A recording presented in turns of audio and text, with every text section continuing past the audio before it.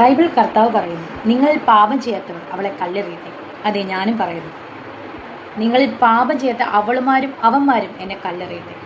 Soft എന്നെ അടുത്തറിയാവുന്നവർക്കെല്ലാം എൻ്റെ മനസ്സ് സോഫ്റ്റ് ആണ്. എന്നെ അടുത്തറിയാത്ത കുറെ നെഗറ്റീവ് ഓളികൾക്കും പിന്നെ അതുപോലെ എനിക്ക് നെഗറ്റീവ് ഇട്ടിട്ട് റീച്ച് കൂട്ടിയിട്ട് പൈസ വരുമാനം കിട്ടുന്ന കുറെ യൂട്യൂബ് ഓളികൾക്കും ഞാൻ വെറും പന്ന സ്ത്രീ ആയിട്ടാണ് അവർ പറയുന്നത്. പക്ഷെ ഇവിടെ ആരെങ്കിലും ആയിട്ട് ഈ പറയുന്ന പോലെ ബിഗ് ബോസിലുള്ള ബാക്കിയുള്ള കണ്ടസ്റ്റൻസുമായിട്ട് അനുവിന് കോണ്ടാക്ട് ഇല്ല അങ്ങനെയാണോ പറയേണ്ടത്? എനിക്കത് മനസ്സിലാവുന്നില്ല. ഇവർക്ക് എന്താ പ്രശ്നമൊന്നും എനിക്ക് മനസ്സിലാവുന്നില്ല. എല്ലാം കൈവിട്ടു പോയല്ലോ രേണു, കൈവിട്ടുപോയി. എന്തൊക്കെയാണ് സോഷ്യൽ മീഡിയയിൽ വന്ന് ഓരോ കാര്യങ്ങൾ തള്ളുമ്പോൾ രേണുസുതി അറിയുന്നില്ല നടക്കുന്നത് വേറെ രീതിയിലാണെന്ന്. എന്തായാലും കുറെ കാര്യങ്ങൾ എനിക്ക് പറയാനുണ്ട്.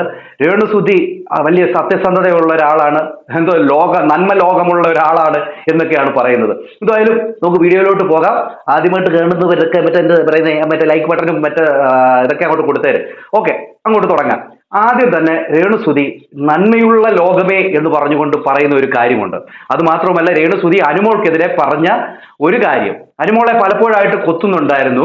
കഴിഞ്ഞ ദിവസം ഞാൻ ഒരു വീഡിയോ ഇട്ട സമയത്ത് ഞാൻ അതിൻ്റെ അകത്ത് ചൂണ്ടിക്കാണിച്ചു, ഇവരുടെ കൂട്ടുകാരി പറയുന്നുണ്ടായിരുന്നു അനുമോൾക്കും ഉദ്ഘാടനങ്ങളൊന്നുമില്ല, രേണുസുതിക്ക് മാത്രമേ ഉദ്ഘാടനമുള്ളൂ, രേണുസുതി അങ്ങ് വൈറലായിക്കൊണ്ടിരിക്കുകയാണ്, അവർ ചൊറിയും കുത്തിക്കൊണ്ടിരിക്കുകയാണ് എന്നൊക്കെ പറഞ്ഞുകൊണ്ട് ഇവരുടെ കൂട്ടുകാരി ഒരു പോസ്റ്റ് ഇട്ടപ്പോൾ ഞാൻ അതിന് മറുപടി കൊടുത്തിരുന്നു. അവരൊക്കെ നല്ല കുടുംബത്തിൽ പറഞ്ഞതായതുകൊണ്ട് ഇങ്ങനെ ബാർ ഉദ്ഘാടനത്തിനോ അല്ലെങ്കിൽ മറ്റേ മദ്യത്തിന്റെ ഒന്നും ബ്രാൻഡ് അംബാസഡർ ആയിട്ട് പോകാനൊന്നും അവർ ഇഷ്ടപ്പെടത്തില്ല എന്നൊക്കെ പറഞ്ഞിരുന്നു. ഇപ്പൊ ഇത് അനുമോള് പൊട്ടിത്തെറിച്ചുകൊണ്ട് എത്തിയിട്ടുണ്ട്. അതിന് മറുപടി ആയിട്ട് ഈ രേണുസുതി ഇനി എന്ത് പറയുമെന്ന് നമുക്ക് നോക്കാം. പിന്നെ രേണുസുതി നടുവീരലൊക്കെ കാണിക്കുന്നുണ്ട്, അതും നമുക്ക് ചർച്ച ചെയ്യാം. ആദ്യം രേണുസുതി ഒരു ബൈബിൾ വചനം കൊണ്ടാണ് വരുന്നത്. ആ ബൈബിൾ വചനം നിങ്ങളൊന്ന് കേട്ടു നോക്കിക്കേ. എന്താണല്ലേ? ബൈബിൾ കർത്താവ് പറയുന്നു, നിങ്ങൾ പാപം ചെയ്യാത്തവർ അവളെ കല്ലെറിയട്ടെ. അതെ, ഞാനും പറയുന്നു, നിങ്ങൾ പാപം ചെയ്യാത്ത അവളുമാരും അവന്മാരും എന്നെ കല്ലെറിയട്ടെ. സോഷ്യൽ മീഡിയയിൽ വന്നിരുന്ന് എൻ്റെ കുറ്റങ്ങൾ പറഞ്ഞ് വ്ളോഗ് ചെയ്യുന്നവരും നെഗറ്റീവ് കമൻസ് ഇട്ട് രസിക്കുന്നവരും എനിക്കെതിരെ അങ്ങോട്ടും ഇങ്ങോട്ടും മാറി നിന്ന് എൻ്റെ കുറ്റങ്ങൾ അവിടെ ഇവിടെ പറഞ്ഞ് ആത്മസന്തോഷം കണ്ടെത്തുന്നവരും, ഞാനൊന്ന് പറയട്ടെ, നിങ്ങൾ പാപം ചെയ്യാത്ത അവളുമാരും അവന്മാരും എന്നെ കല്ലെറിയട്ടെ. അതാണല്ലോ അന്തസ്. അതെ, നിങ്ങളിൽ പാപം ചെയ്യാത്തവർ എന്നെ കല്ലെറിയട്ടെ എന്നാണ് പുള്ളിക്കാരി പറയുന്നത്. പക്ഷേ ഈ പുള്ളിക്കാരി എന്തിനാണ് ബിഷപ്പിനെ കല്ലെറിഞ്ഞത്? എന്തിനാണ് താജുദ്ദീനെ കല്ലെറിഞ്ഞത്? എന്തിനാണ് മറുനാടൻ മലയാളിയെ കല്ലെറിഞ്ഞത്? ഇവിടെ ബൈബിളൊക്കെ എടുത്തു വെച്ച് വചനമാണ് നിങ്ങളോട് പറയുന്നത്. നിങ്ങളിൽ പാവമില്ലാത്തവർ കല്ലെറിയട്ടെ എന്ന്. അപ്പം ഇതൊന്നും അറിയത്തില്ലായിരുന്നോ? ബിഷപ്പിനെ പറമ്പിൽ കിടന്നുകൊണ്ട് ഇപ്പോഴും ബിഷപ്പിനെ ഉപദ്രവിച്ചുകൊണ്ടിരിക്കുന്നത് അപ്പോഴും അറിയത്തില്ല? ഓക്കെ, അതോടെ നിൽക്കട്ടെ, കുറച്ച് കാര്യങ്ങൾ പറയാനുണ്ട്. ഓക്കെ, ഇതിന് ഈ പുള്ളിക്കാരി പറഞ്ഞൊരു കാര്യമുണ്ട് കേട്ടോ. നന്മയുള്ള ലോകമേ, നിങ്ങൾ ഇത് കേൾക്കുക, അത് നിങ്ങൾ കേൾക്ക്. സോഫ്റ്റ് എന്നെ അടുത്തറിയാവുന്നവർക്കെല്ലാം എൻ്റെ മനസ്സ് സോഫ്റ്റ് ആണ്. എന്നെ അടുത്തറിയാത്ത കുറെ നെഗറ്റീവ് ഓളികൾക്കും പിന്നെ അതുപോലെ എനിക്ക് നെഗറ്റീവ് ഇട്ടിട്ട് റീച്ച് കൂട്ടിയിട്ട് പൈസ വരുമാനം കിട്ടുന്ന കുറെ യൂട്യൂബ് ഓളികൾക്കും ഞാൻ വെറും പന്ന സ്ത്രീ ആയിട്ടാണ് അവർ പറയുന്നത്. പക്ഷെ എന്നെ അടുത്തറിയാവുന്നവർക്ക് ഞാൻ നല്ല ആളാണ്, നല്ല എന്നെ അടുത്തറിയുന്നവർക്ക് നന്നായി അറിയാം ഞാൻ നല്ലൊരു സ്ത്രീയാണ്. പക്ഷേ എന്റെ വീഡിയോ ഒക്കെ ഇട്ടും അതോടൊപ്പം തന്നെ ഈ യൂട്യൂബ് ബോളികളില്ലേ, എന്നെ പോലെയുള്ള ഈ റിയാക്ഷൻ വീഡിയോ ഒക്കെ ചെയ്യുന്നവര്, അവരൊക്കെ യൂട്യൂബ് ബോളികളാണ്. ഈ പറയുന്ന രേണുസുതിയെ വിറ്റ് കാശുണ്ടാക്കിക്കൊണ്ടിരിക്കുകയാണ്. പിന്നെ നെഗറ്റീവ് ഇടുന്നവര് അവരുടെ ഈ 299 രൂപ അങ്ങ് നഷ്ടപ്പെട്ടു പോകത്തേ ഉള്ളൂ. രേണുസുതി കടമ്പകൾ ഇങ്ങനെ അങ്ങനെ കയറി പോവും. റാസൽ കൈമയുടെ ആ വലിയ വീട്ടിലേക്ക് ചെമ്പരത്തിപ്പൂ കൊണ്ടുപോകാനിരിക്കുന്ന ഒരാളാണ്. ഓക്കെ, ഇനിയുമാണ് നിങ്ങൾ കേൾക്കേണ്ടത്. പോരട്ടെ മേഡം, പറഞ്ഞാട്ടെ. നല്ല സ്നേഹമുള്ള ആളാണ്, നന്മയുള്ള ആളാണ്. ആരെയും ഞാൻ ആരെയും മനസ്സുകൊണ്ട് ദ്രോഹിക്കാറില്ല, ആരെയും ഞാൻ ഉപദ്രവിക്കാറില്ല. അയ്യോ, നന്മയുള്ള ലോകമേ, രേണുസുതി ഇത്രമാത്രം നന്മ നിങ്ങളിൽ ഉണ്ടായിരുന്നു എന്ന് ഞങ്ങൾ അറിഞ്ഞില്ല. അറിയാതെയാണ് നിങ്ങളെ കുറ്റപ്പെടുത്തിയതൊക്കെ. അയ്യോ, നിങ്ങൾ ആരെയും ഉപദ്രവിച്ചിട്ടില്ല, ഒരു മനുഷ്യർക്ക് നേരെ നിങ്ങൾ ഒന്നും പറഞ്ഞിട്ടില്ല. ഇങ്ങനത്തെ ഒരാളെയാണോ ഈ യൂട്യൂബ് ബോളികളെ നിങ്ങൾ കുറ്റം പറഞ്ഞുകൊണ്ടിരുന്നത്? കമന്റ് ഇടുന്നവരെ കുറ്റം പറഞ്ഞത്? നിങ്ങൾ ഇങ്ങനെ പറയരുത്. അത്രയ്ക്ക് നന്മയുള്ള ഒരു ലോകമാണ് ഈ രേണുസുതി. ഈ നന്മ എന്തെന്നറിയണമെങ്കിൽ നിങ്ങൾ രേണുവിനെ കണ്ടു പഠിക്കണം. അതാണ് നിങ്ങൾ ചെയ്യേണ്ടത്. എനിക്ക് സങ്കടം വരുന്നെന്ന്. എന്നാ ഈ പറയുന്ന മേഡം ആരെ ഉപദ്രവിക്കാതിരുന്ന ഈ മേഡത്തിന്റെ വായിൽ നിന്ന് വീണ വാക്കുകൾ നിങ്ങളൊന്ന് കേൾക്കണ്ടേ? അത് നിങ്ങളൊന്ന് കേട്ടു നോക്ക് കേട്ടോ. കാരണം വസ്തു കൊടുത്ത ഒരു 10-30 ലക്ഷം രൂപ വില മതിക്കുന്ന ഒരു വസ്തു കൊടുത്ത ബിഷപ്പിനെതിരെ പറഞ്ഞ കാര്യങ്ങൾ നിങ്ങളൊന്ന് കേട്ടു നോക്കി. അത് കേട്ടിട്ട് ഈ നന്മയുള്ള ലോകം ആരെയും ദ്രോഹിക്കാത്ത മേഡത്തെ കുറിച്ച് നമുക്ക് കൂടുതൽ സംസാരിക്കാം. ട്രാജഡി ഉണ്ടായെന്ന് പറഞ്ഞില്ലേ? രേണു സുധിക്കെതിരെ ഇട്ട ബിഷപ്പിന്റെ വീഡിയോയ്ക്ക് ഞാൻ മെൻഷൻ ചെയ്ത വീഡിയോ ഇട്ടില്ലേ? ബിഷപ്പ് അല്ലേ ബിഷപ്പാമ്പ്. അത് തന്നെ ഞാൻ പറഞ്ഞ ആ ബിഷപ്പ് ഇന്നലെ ആ സ്റ്റേഷന്റെ പേരെന്തോടാ, തൃക്കൊടുത്താനം. നല്ല അയ്യോ നല്ല തൃക്കൊടുത്താനം പോലീസ് സ്റ്റേഷനിൽ കൊണ്ടുവന്ന് എന്റെ പേർക്ക് പരാതി കൊടുത്തു. ബിഷപ്പാമ്പ് എന്ന് പറഞ്ഞാൽ നീ പിന്നെ അനുഭവിച്ചു കൂടുതലൊന്നും അനുഭവിക്കാനേ. ബിഷപ്പാമ്പ് എന്തനുഭവിക്കാനാ? ബിഷപ്പാമ്പ് ബിഷപ്പാമ്പ് ബിഷപ്പാമ്പ്. ഇതാണ് ആരെയും ദ്രോഹിക്കാത്ത നന്മയുള്ള ലോകമായിട്ടുള്ള രേണുസുതി. നന്മയുള്ള ലോകമാണ്, നന്മയുള്ള ലോകം. ആരെയും ഉപദ്രവിച്ചിട്ടില്ല, ആരെയും ദ്രോഹിച്ചിട്ടില്ല, ആർക്കെതിരെ ഒന്നും പറഞ്ഞിട്ടില്ല. ഇതാ നന്മയുള്ള ലോകം. ഓക്കെ, തീർന്നില്ല. അടുത്തത് ബിഷപ്പിനെതിരെ പറഞ്ഞ കാര്യം കേട്ടു നോക്ക്. വളരെ ശക്തവും വ്യക്തമായിട്ട് എനിക്ക് വേണ്ടിയിട്ട് ബ്ലോഗ് ചെയ്ത ശ്രീ എനിക്ക് പിന്നെ എന്താ പറയും, അയ്യോ ബിഷപ്പ് കൊണ്ട് പരാതി വരെ കൊടുത്തു. പിന്നെ ഇപ്പൊ ഏറ്റവും വലിയ വിറ്റെന്താന്നറിയാവോ? രേണുവിനെതിരായും എനിക്കെതിരായും ആര് വീഡിയോ ഇടുന്നു ആ വീഡിയോയുടെ ആദ്യത്തെ കമന്റ് ആരുടെയെന്നറിയാവോ? Oh Jesus. ഞാൻ അന്നേരം കയറി ചോദിച്ചു, അച്ഛന് വേറെ ജോലി ഇല്ലേ അച്ഛോ? ഈ രേണുവിന്റെ മോശം പറയാ എന്നെ മോശം പറയാൻ ചെയ്യുന്നവരുടെ താഴെ പരിസരത്ത് കാണത്തില്ലല്ലോ അച്ഛൻ.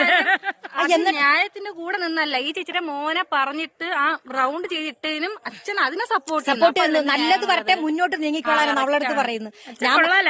ഞാൻ ഇന്ന് നാളെ വീട്ടിൽ ചെയ്യല്ലേ പാപ്പോട്ടെ. കാണുന്ന കാര്യമില്ല, നമ്മുടെ മുറ്റത്ത് നിന്ന് അച്ഛന്റെ വീട് അപ്പുറത്താണ്. ഞങ്ങൾ ഇങ്ങനെ കാണും, അവിടെ നിന്ന് കാണും, ഞാനിവിടെ നിന്ന് കാണും. അല്ലേ അച്ഛാ? എന്നിട്ട് പറയുന്നത് ധൈര്യമായിട്ട് മുന്നോട്ട് പോയിക്കോ, ഞങ്ങളൊക്കെ പുറകിലുണ്ടെന്ന്. ലക്ഷം പിന്നാലെന്ന് അച്ഛൻ പറയും. അവിടെ തിരിഞ്ഞു നോക്കുമ്പോ ആരും കാണത്തില്ല. അതുകൊണ്ട് അച്ഛൻ മര്യാദയ്ക്ക് പ്രാർത്ഥിച്ചിരിക്കും. ഞാനതാ പറഞ്ഞത്. ഇപ്പൊ ഒരു വീട് കൊടുത്തത് കാണിച്ചു, അതിനകത്ത് ഞാൻ നല്ല രീതിയിൽ കമന്റ് ഇട്ടു.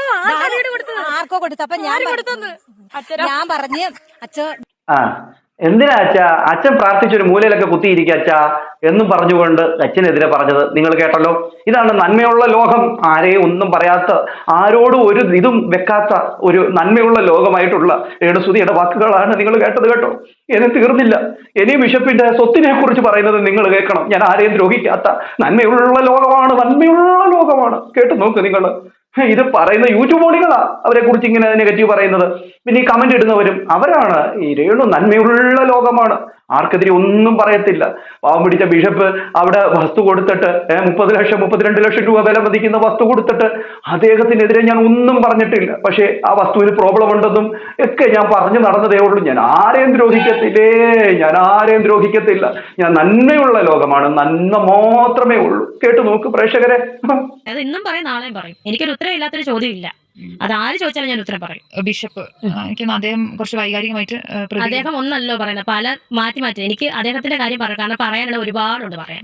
എനിക്ക് ഞാൻ അങ്ങനെ വ്യക്തിഹത്യ ചെയ്യുന്നില്ല. അങ്ങനെയല്ല, ഒന്നല്ലോ പറയുന്നത്. പല ഇന്റർവ്യൂ കണ്ടിട്ടുണ്ടല്ലോ.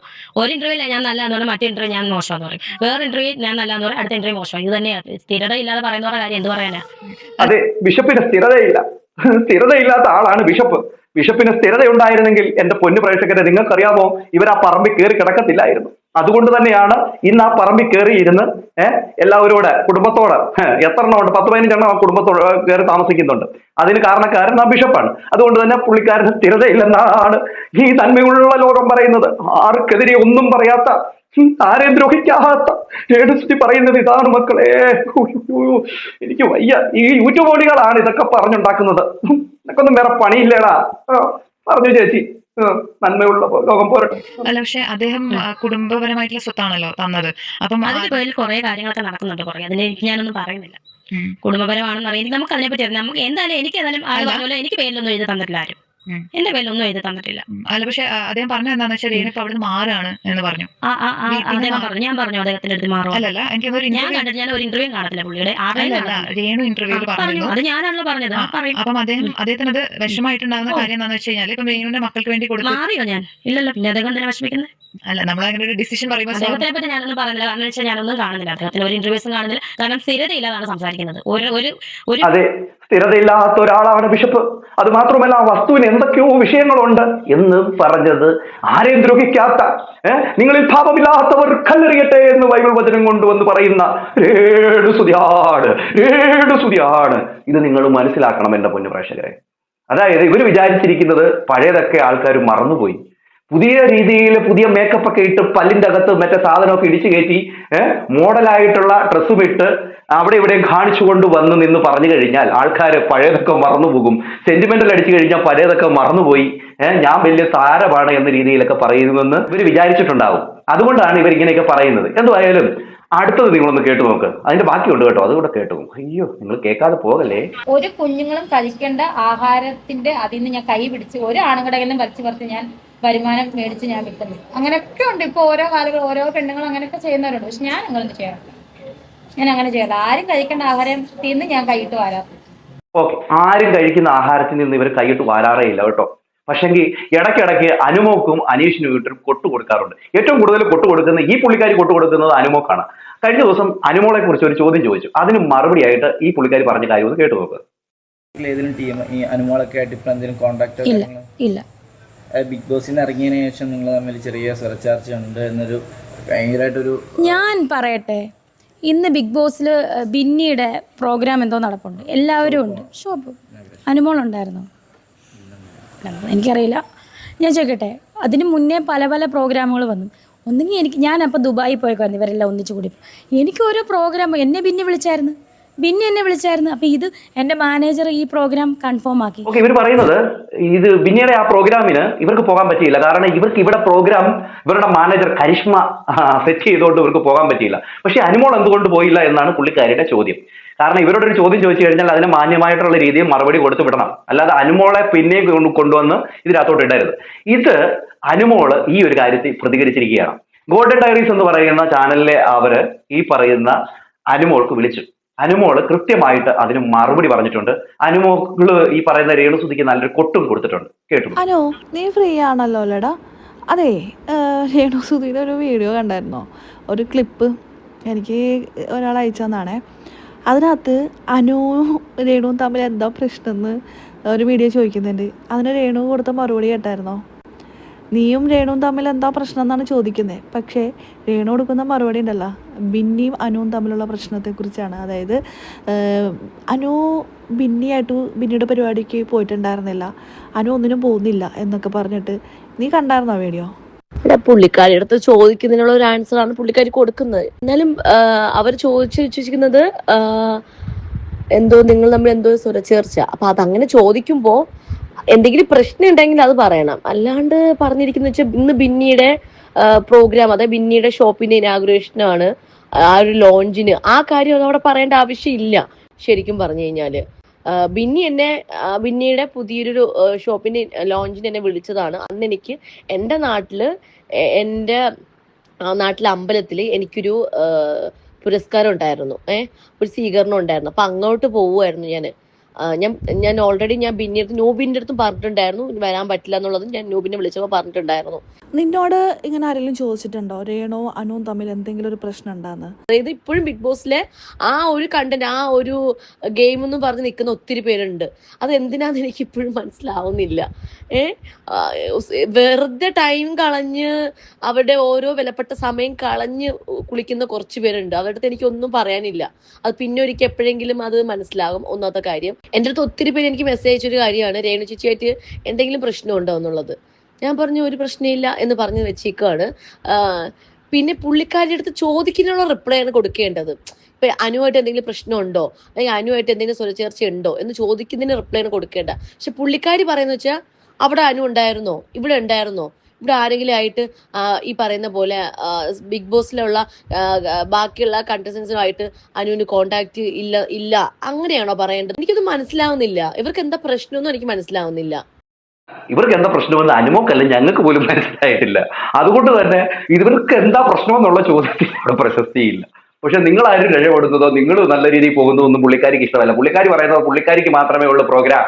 പുള്ളിക്കാരി നല്ല എന്താ പറയാ അങ്ങ് നിറഞ്ഞു നിൽക്കുകയാണെന്നാണ് പറയുന്നത്. പുള്ളിക്കാരി എവിടെ പോയാലും കുറെ മീഡിയക്കാരെ കൊണ്ട് നടക്കുന്നതുകൊണ്ട് തന്നെ എല്ലാവരും അറിയുന്നുണ്ടെന്നുള്ളതാണ്. ഈ പുള്ളിക്കാരി പറയാതെ ആരും എത്തത്തില്ല. ഈ പുള്ളിക്കാരി മീഡിയക്കാരെ വിളിച്ചു വരുത്തിക്കൊണ്ടാണ് ഇതൊക്കെ ചെയ്യുന്നത്. എന്തായാലും കഴിഞ്ഞ ദിവസം അത് നിങ്ങൾ മനസ്സിലാക്കണമെങ്കിൽ ഈ ഒരു വീഡിയോ നിങ്ങളൊന്ന് കണ്ടു നോക്കിയാൽ ഇതിൽ തന്നെ നിങ്ങൾക്ക് കൃത്യമായിട്ട് മനസ്സിലാവും.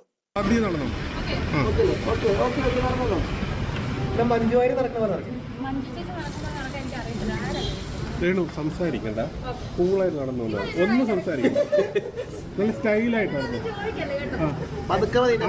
ആരും ചോദിച്ചാലൊന്നും പറയല്ലേ. ഒരു മിനിറ്റ് പ്രൈം റേറ്റ് ഒന്ന് കൂട്ടിട്ടെ, ആദ്യം നടന്നോ.